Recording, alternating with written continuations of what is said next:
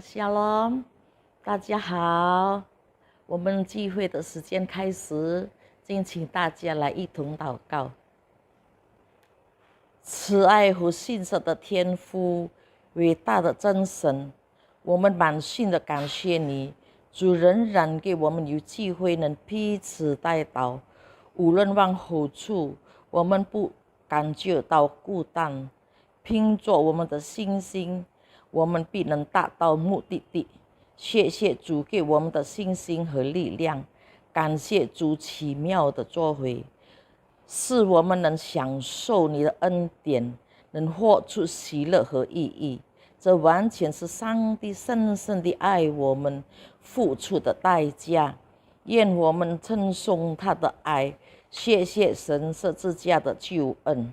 你是万王之王，万主之主，你是大有能力、有尊荣可畏的主，每天都保守看顾，使我们今天无论做什么事，都能与你亲密同行。你是我们的避难所，就是我们立志行事，都是上帝在我们心里运行，为要成就主的美意。我们不能靠自己的力量去行，因上帝会供应我们一切所需要的。我们依靠圣灵的能力，遵行你的教导，结出圣灵的果子，使我们能欣赏你奇妙的作为。谢谢主，现在你的两位主仆领唱的、讲道的，求圣灵膏抹他们，祝福他们，使用他们成为主的器皿。我也把蒙恩般的弟兄姐妹交托给主，软弱的求主刚强，冷淡的求主复兴，有病的求主医治。谢谢主，因为在你里面没有一件难成的事。我们将祈求祷告，是奉靠主耶稣基督的圣名而求的。阿们。Shalom, haleluya, puji Tuhan. Jemaat yang dikasihi Tuhan, mari kita masuk dalam ibadah virtual Mandarin. Dan kita percaya Tuhan mengasihi kita, Tuhan memberkati kita. Setiap orang harus tahu siapa Yesus. Haleluya.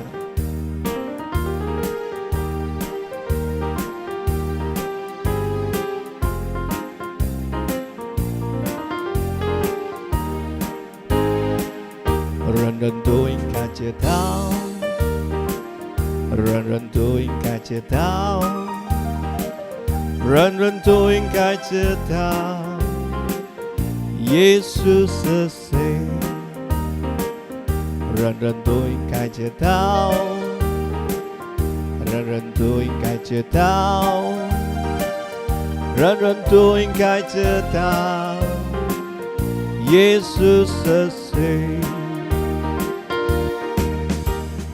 Ta sẽ chân sinh tràn lan quang hoa, ta sẽ cứu chúng bài hơ hoa.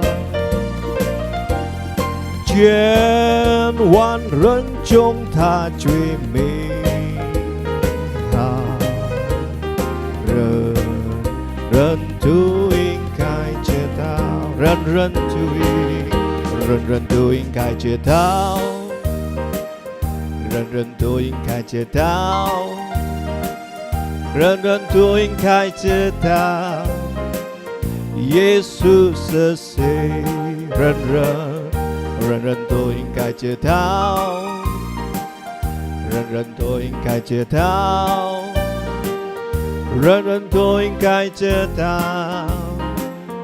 Yesus sese. Ta sẽ chân sinh tràn lan quang hoa, ta sẽ cứu chúng bài hơ hoa. Chuyên hoàn rân chúng ta truy mình hào, rân tu in cai 他是真心灿烂光华，他是苦中百合花，千万人中他最美好，人人都应该着他。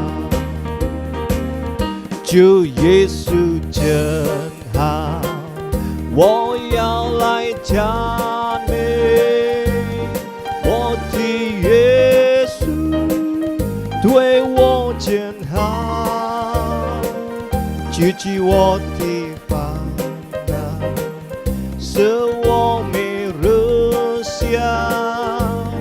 我的耶稣对我真好，主耶稣真好，我要来赞美我的耶稣，对我真好，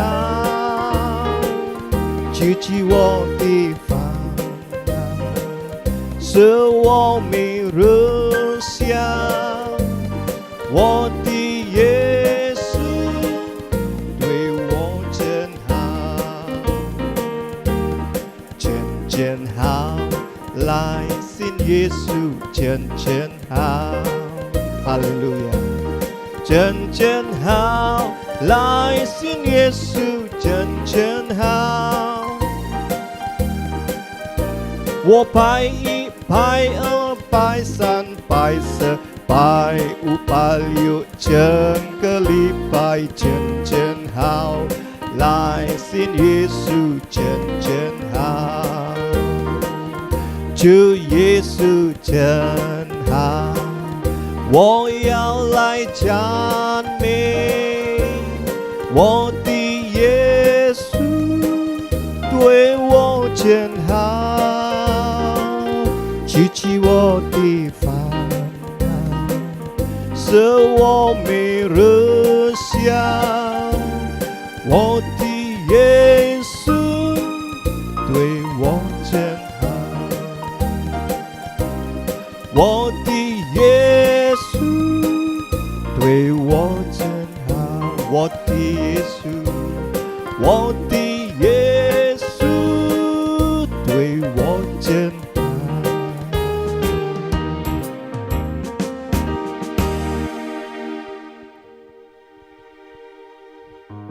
Jemaat yang dikasihi Tuhan, saatnya kita akan diberkati dengan firman Tuhan di dalam Ayub pasal 42 ayat yang kedua. Ayub mengatakan dalam penderitaannya, dalam kesukaran yang begitu hebat yang dialami, Ayub bangkit dan berkata, aku tahu bahwa Engkau Tuhan, rencanamu Tuhan tidak pernah gagal. Bapak Ibu yang dikasihi Tuhan, apabila saat ini kita mengalami persoalan, kesukaran, satu hal yang kita percaya, Tuhan kita ajaib. Dia penuh kasih setia. Rencananya atas kita tidak pernah gagal. Haleluya. Juni biwo跟着他，如何改启我未来的道路？求你比我更了解，什么对我的生命有帮助？求你别我跟着他，哈利路亚！如何改启我未来的道路？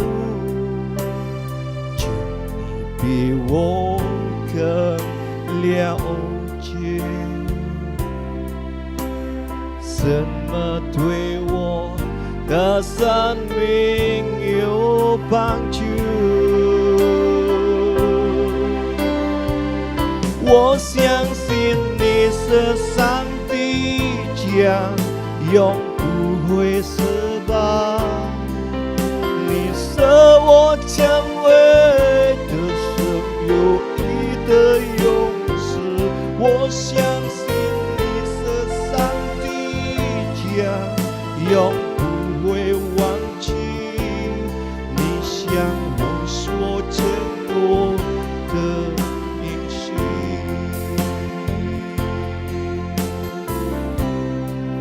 哈利路亚！主，你比我更知道路的如何开启我未来的道路。主，你比我更了解什么对我的生命有帮助。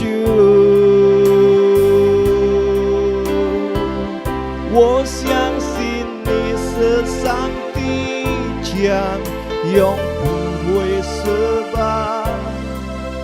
你是我成为的神有义的勇士。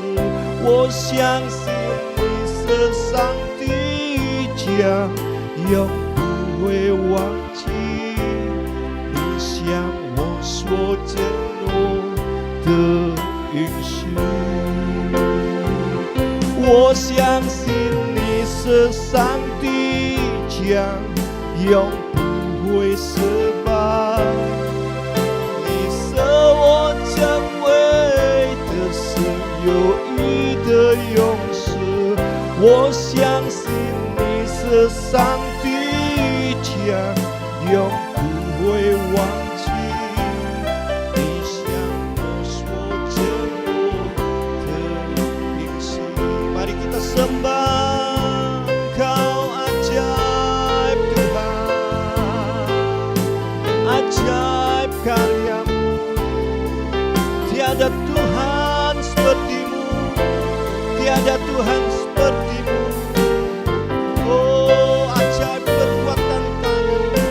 Haleluya, haleluya. Kami berharap, kami percaya Tuhan hanya padamu Yesus, tiada yang seperti-Mu. Haleluya, haleluya, haleluya. Oh,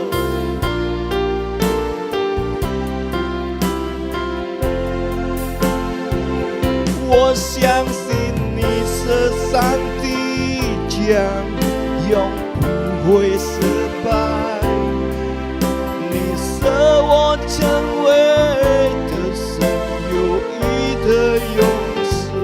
我相信你是上帝将永不会忘记你向我所承诺的应许。我相信你是上帝将永不会失败。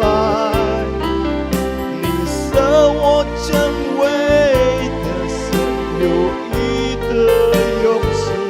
我相信你是上帝将永不会忘记你向我所承诺的应许。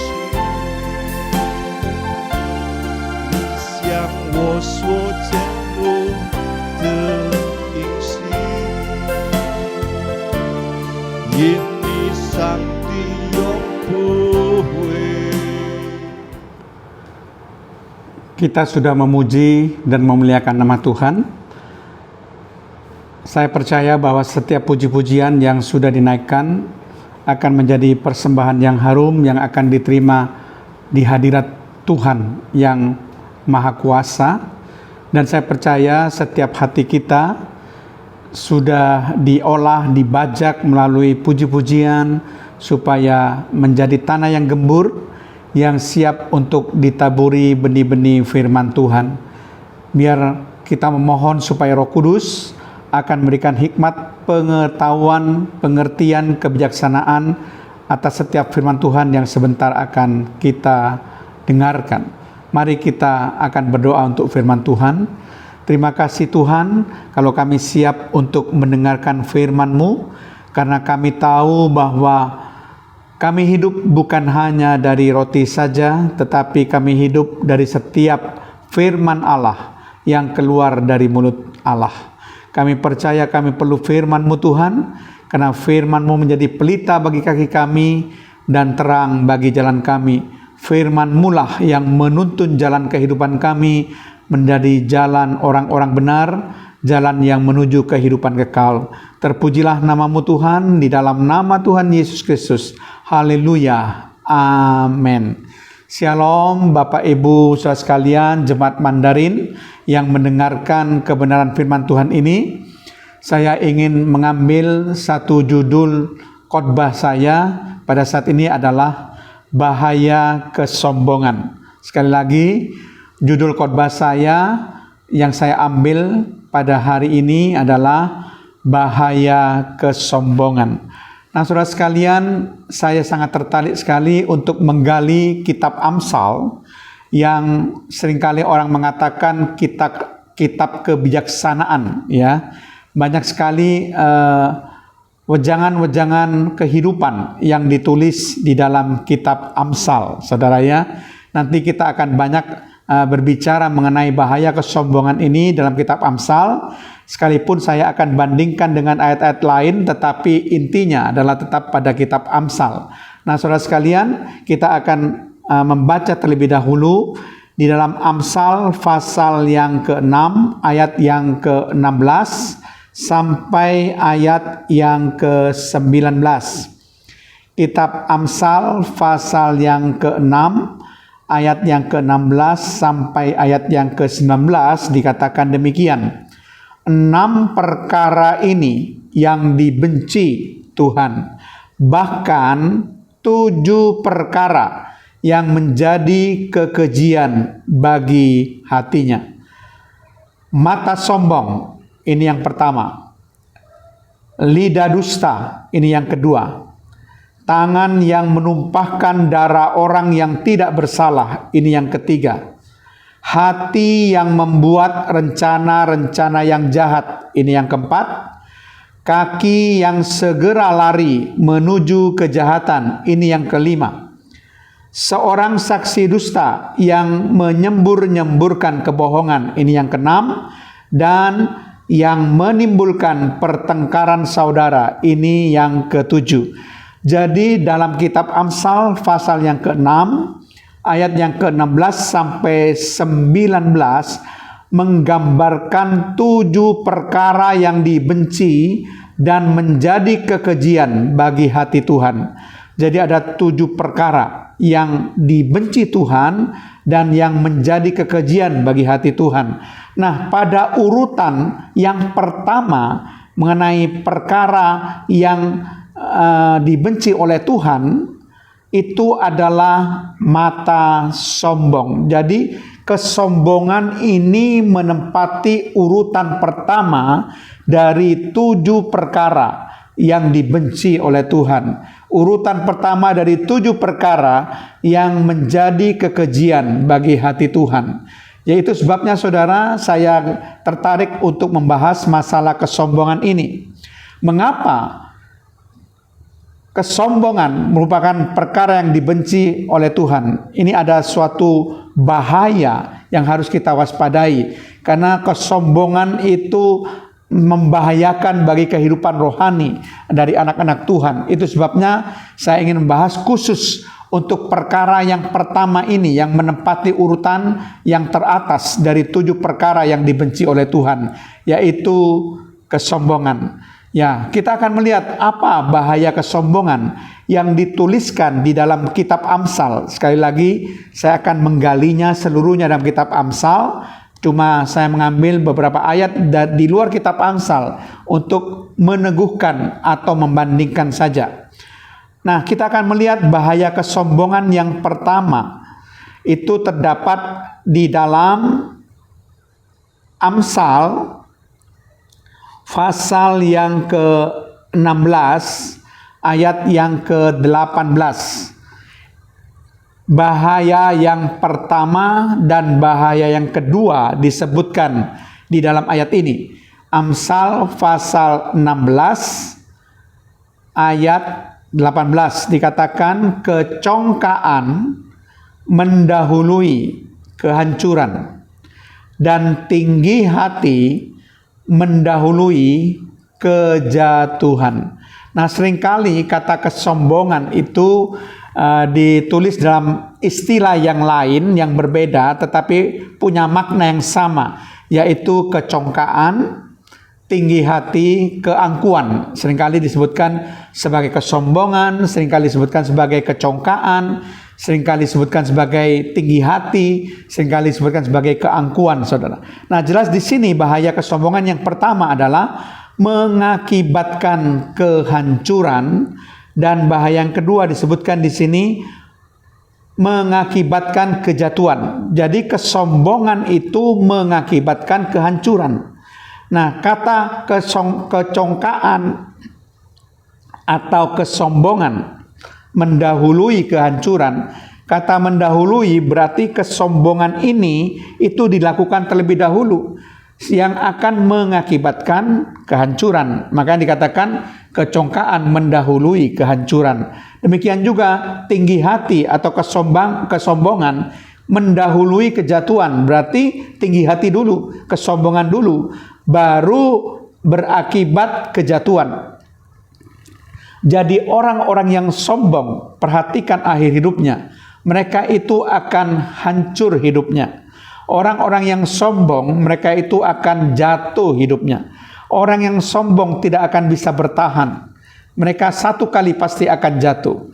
Orang yang sombong tidak akan bisa bertahan, satu kali dia akan hancur hidupnya. Kalau kita tidak bertobat, kita tetap sombong, congkak, tinggi hati, keangkuhan hidup, maka kita pasti akan hancur, kita pasti akan jatuh. Nanti kita akan lihat satu contoh bagaimana seorang yang sombong itu akhirnya hidupnya akan hancur dan hidupnya akan jatuh, dia akan dihukum oleh Tuhan.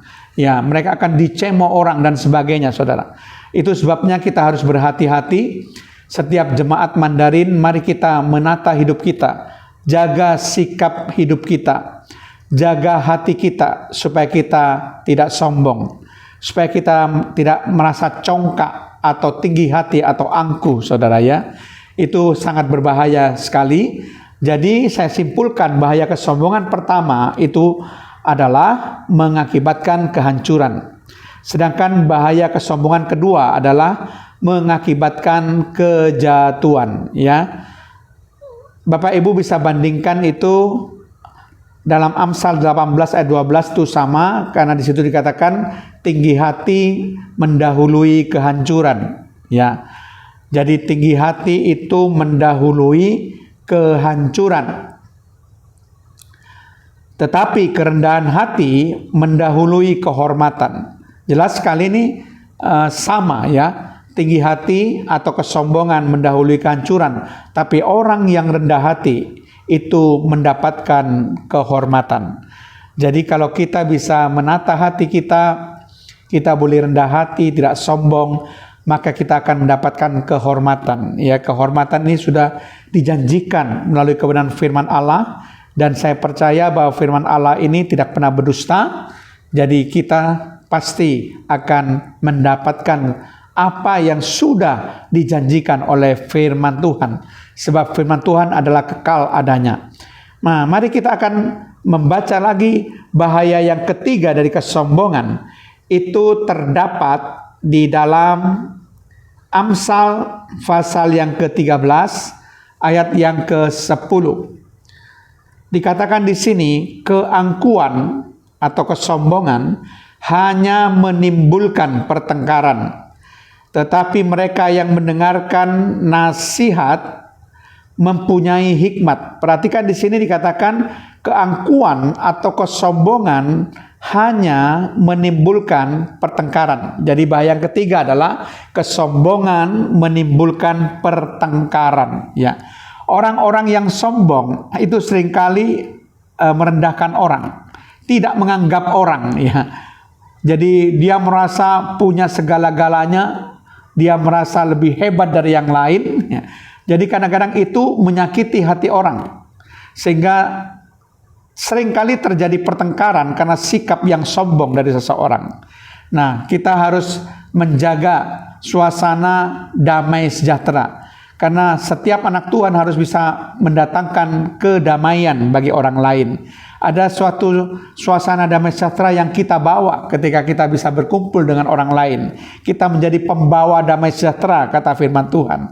Jadi kita jangan sampai menjadi pembawa perselisihan, membawa pertengkaran di antara orang-orang yang berkumpul dengan kita. Di sini firman Tuhan dengan jelas mengatakan bahwa keangkuhan, kesombongan itu menimbulkan pertengkaran. Seringkali di mana ada orang yang sombong itu datang dan berkumpul, seringkali terjadi keributan, terjadi pertengkaran, perselisihan karena kesombongannya. Ya, mungkin dia menyepelekan orang, tidak menganggap orang dan sebagainya, saudara. Atau mungkin karena dia seorang yang kaya, jadi sikapnya bisa semena-mena, dan hal itu yang bisa menjadi sebab-sebab kenapa bisa terjadi pertengkaran. Itu hal yang perlu kita waspadai. Itu bahaya kesombongan yang ketiga. Nah, bahaya kesombongan yang keempat kita bisa membacanya di dalam Amsal pasal yang ke-11 ayat yang kedua. Demikian bunyi firman Tuhan, jikalau keangkuhan tiba juga cemooh. Perhatikan, jikalau keangkuhan atau kesombongan tiba juga cemooh. Tetapi hikmat ada pada orang yang rendah hati. Nah, saudara sekalian, bahaya yang keempat yang disebutkan dalam kitab Amsal ini adalah kesombongan mendatangkan cemooh, saudara. Biasanya orang itu melihat orang yang sombong, dia sering mencemooh. Orang-orang di sekitarnya itu akan mencemooh kalau melihat orang-orang yang sombong sikapnya. Jadi kadang-kadang orang-orang katakan, punya harta yang banyak saja sudah sombong. Padahal ada orang yang lebih kaya, itu pun tidak sombong. Jadi orang mencemooh bagaimana sikap daripada orang sombong. Karena pasti ada yang lebih kaya, yang lebih hebat daripada orang itu. Jadi kadang-kadang orang-orang hanya ngerasani atau mencemooh orang-orang yang bersikap sombong. Tetapi kadang-kadang orang yang sombong tidak menyadari itu, dan dia tetap bersikap sombong. Jadi di sini dikatakan bahwa keangkuhan atau kesombongan itu mendatangkan cemooh dari orang-orang lain, saudara. Orang lain akan melihat sikap hidup kita, akan melihat bagaimana kita mempunyai hati yang rendah hati atau yang sombong. Itu juga akan dinilai oleh orang-orang yang ada di sekitar kita, saudara. Nah, orang yang rendah hati di sini dikatakan adalah orang yang punya hikmat. Jadi orang yang rendah hati dia katakan orang yang punya hikmat. Tapi orang yang sombong itu akan dicemooh.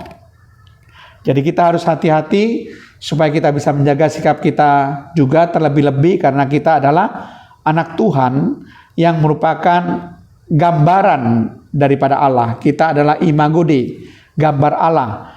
Allah tidak pernah sombong. Tentu kita harus sama seperti dia, serupa dengan dia. Kita juga tidak boleh sombong. Ya, Tuhan Yesus katakan, belajarlah kepadaku, sebab aku ini lemah lembut dan rendah hati.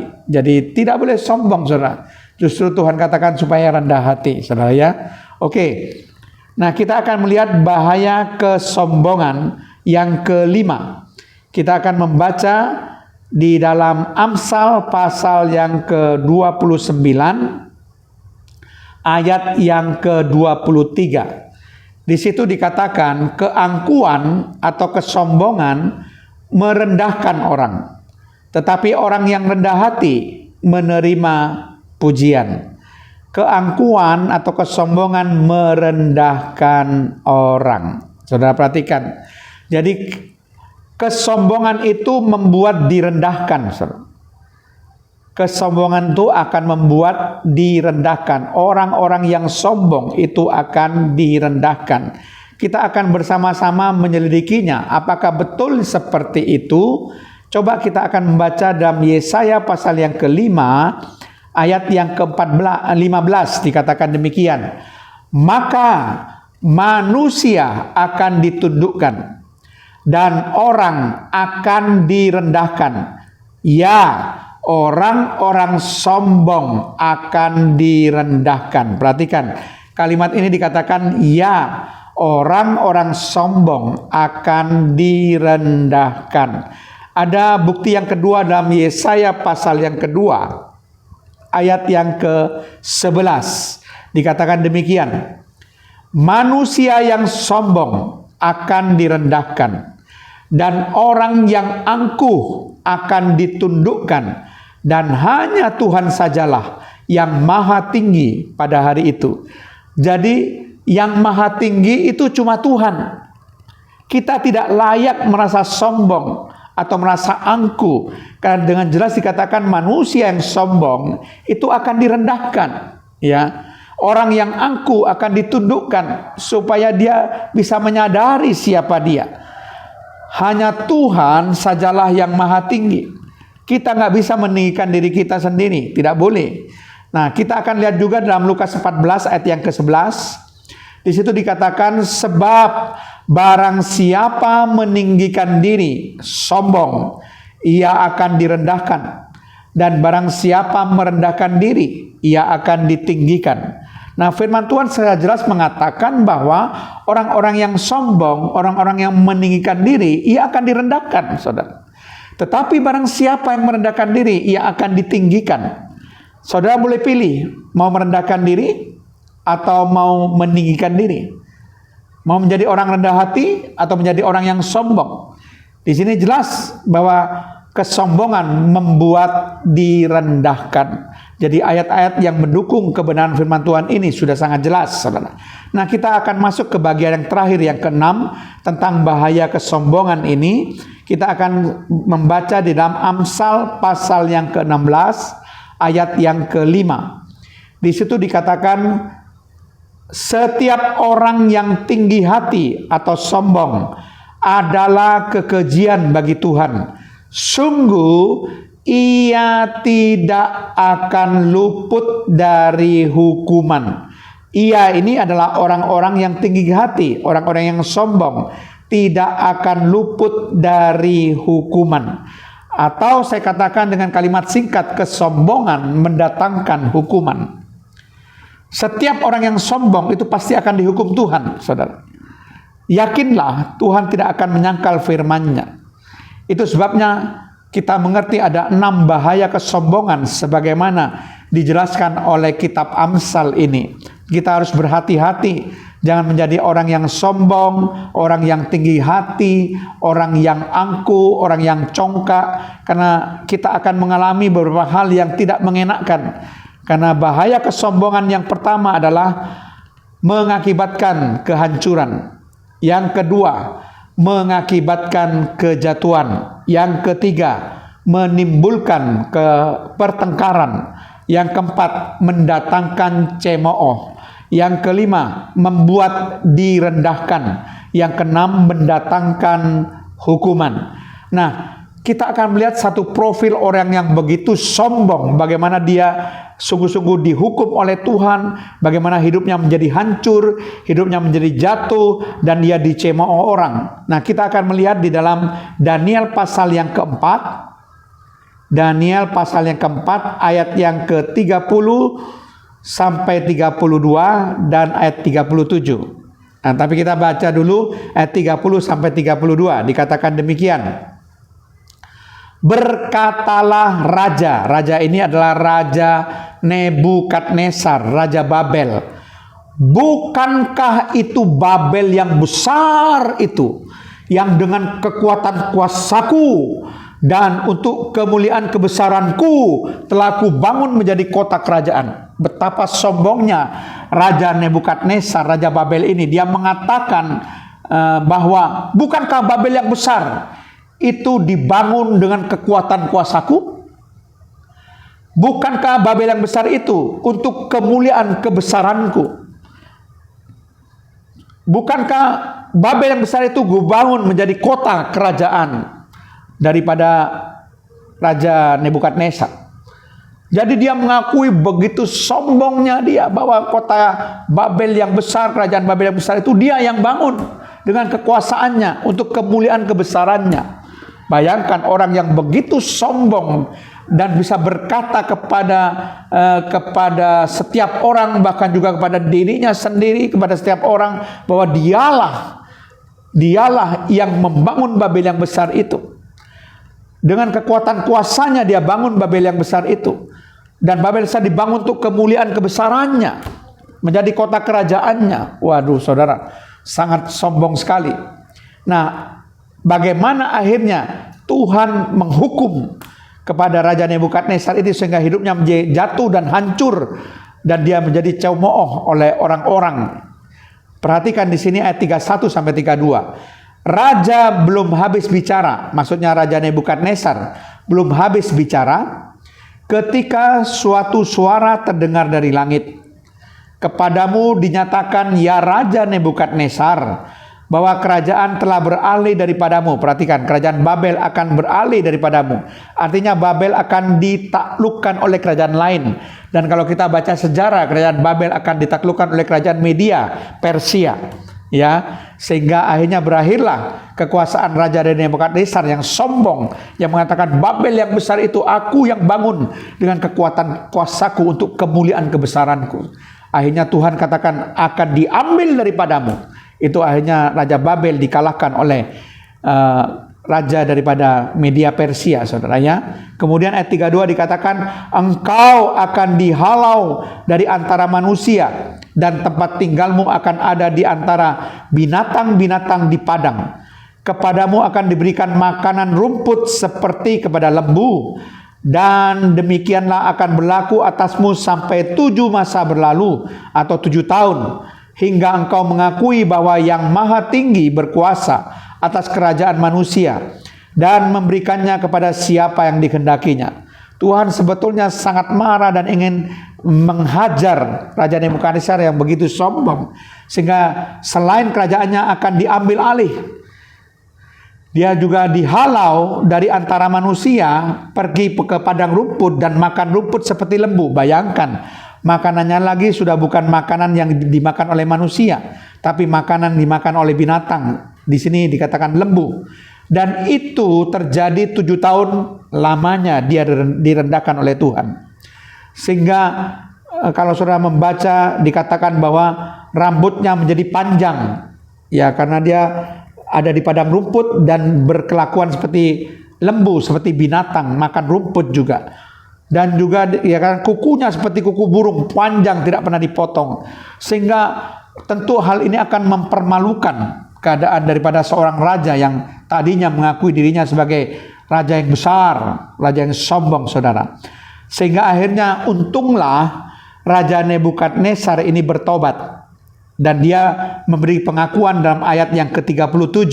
Pada akhirnya dia mengaku demikian, jadi sekarang aku Nebukadnezar memuji, meninggikan dan memuliakan Raja Surga atau Tuhan yang berasal dari sorga, yang menjadi pemerintahan, yang memerintah di sorga, yang segala perbuatannya adalah benar dan jalan-jalannya adalah adil, dan yang sanggup merendahkan mereka yang berlaku congkak atau sombong. Jadi Tuhan sanggup merendahkan mereka yang berlaku congkak, mereka yang berlaku sombong, dan ini sudah terjadi dalam Raja Nebukadnezar yang menyombongkan dirinya sebagai raja yang besar, yang membangun Babel itu atau Babel yang besar itu dengan kekuatan kekuasaannya, yang membangun Babel besar itu untuk kebesaran kemuliaannya. Wah, saudara perhatikan. Dan akhirnya nasibnya juga menjadi orang-orang yang hancur hidupnya, dari seorang raja menjadi seperti binatang. Dia jatuh Tidak lagi memerintah sebagai seorang raja yang besar, tapi dia dihinakan orang, dicemooh orang. Kelakuannya seperti binatang, kukunya tidak pernah dipotong, rambutnya panjang tidak pernah dipotong, saudara. Dan dia juga makan rumput. Dan itu berlaku 7 tahun, itu masa yang cukup lama, saudara. Bukan masa yang pendek. Dia direndahkan begitu rupa oleh Tuhan, sampai dia bertobat dan mengakui Tuhan sebagai yang maha tinggi, Tuhan yang maha besar, maha adil, yang sanggup merendahkan mereka yang belagu congkak. Jadi saudara sekalian, inilah pesan-pesan dari firman Tuhan untuk seluruh jemaat Mandarin, supaya kita tidak berlaku sombong, supaya kita tidak mengalami kehancuran, kejatuhan, tidak akan menimbulkan pertengkaran, tidak dicemooh orang, tidak direndahkan, dan kita tidak mendapatkan hukuman. Amin. Mari kita berdoa. Terima kasih Tuhan, hamba-Mu sudah menyampaikan kebenaran firman-Mu terhadap jemaat Mandarin yang mendengarkan firman Tuhan ini, atau siapapun juga yang mendengarkan firman Tuhan ini. Kami sadar kami perlu mewaspadai hidup kami, Tuhan, supaya kami tidak berlaku sombong, tidak berlaku congkak, tidak berlaku angkuh, tidak berlaku tinggi hati, tidak meninggikan diri kami, Tuhan, tapi kami boleh merendahkan diri. Karena kami sadar ada bahaya kesombongan yang akan membuat hidup kami menjadi hancur, hidup kami akan menjadi jatuh, yang membuat kami akan dicemooh orang, yang membuat kami mendapatkan hukuman daripada Tuhan. Tuhan, mampukan kami untuk bisa meneladani Yesus yang mengatakan bahwa belajarlah kepadaku sebab aku lemah lembut dan rendah hati. Biar kami semuanya menjadi orang-orang yang rendah hati. Kami tahu hanya Tuhanlah yang maha tinggi, hanya Tuhanlah yang patut untuk dimuliakan, hanya Tuhanlah yang memiliki kebesaran dan kemuliaan sampai selama-lamanya. Terpujilah nama-Mu Tuhan. Dan hamba-Mu berdoa berkat bagi seluruh jemaat Mandarin dan yang mendengarkan khotbah ini di dalam nama Tuhan Yesus Kristus. Tuhan memberkati segala pekerjaan, segala usaha, segala pelayanan saudara, memberkati dengan kesehatan, memberkati dengan umur yang panjang, memberkati dengan perlindungan daripada Tuhan, memberkati dengan penyertaan daripada Tuhan, dan memberkati dengan pemeliharaan dari Tuhan sampai selama-lamanya. Bahkan masa depan saudara dibuat oleh Tuhan menjadi masa depan yang penuh harapan. Berkati negara kami Republik Indonesia, cukup sandang pangan dan papan. Berkati Presiden, Wakil Presiden, dan seluruh Menteri Tuhan. TNI, Polri bisa menjalankan tugasnya masing-masing untuk membangun dan menciptakan masyarakat adil dan makmur, material dan spiritual, Tuhan. Sehingga negara kami boleh sungguh-sungguh boleh mengalami Tuhan kesejahteraan sosial, mengalami keamanan, dan menegakkan negara kesatuan Republik Indonesia, Pancasila, UUD 45 dan Bhinneka Tunggal Ika di dalam keragaman yang ada di antara suku-suku dan adat istiadat yang ada di bumi Nusantara ini. Terpujilah nama-Mu, kasih karunia daripada Allah Bapa, cinta kasih Allah Putra, serta persekutuan Allah Roh Kudus, kiranya senantiasa memberkati dan menyertai kami mulai dari sekarang sampai selama-lamanya. Dalam nama Tuhan Yesus Kristus. Haleluya. Amin.